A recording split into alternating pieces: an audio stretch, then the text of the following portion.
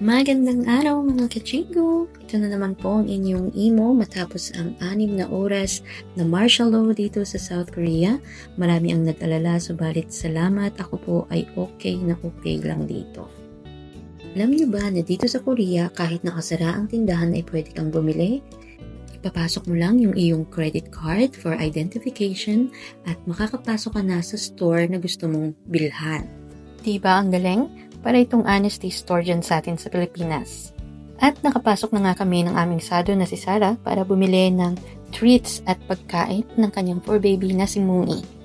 At binilhan niya din ng damit ang kanilang fur baby sa Gyeongju na si Chinsun. Dito sa Korea, kapag marami kang binibiling mga items sa isang tindahan, uso sa kanila at custom nila yung pagbibigay ng freebies. Sa sobrang daming freebies na binigay sa amin ng may-ari ng tindahan, sulit na yung aming pinamili.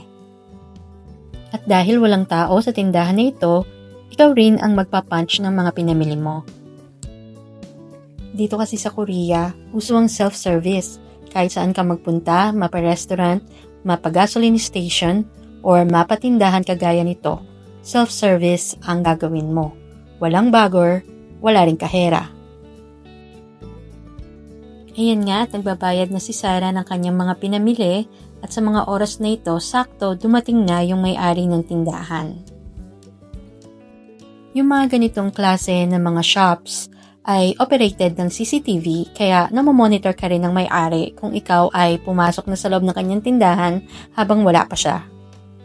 Kaya nga dito sa Korea, kahit maiwan mo ang cellphone mo sa mga public places, walang kukuha.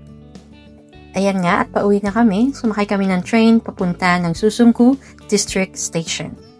Alam niyo ba na dito sa Korea kapag nasisitagan ng araw ang salamin ng train ay nag-automatic itong mag-tint?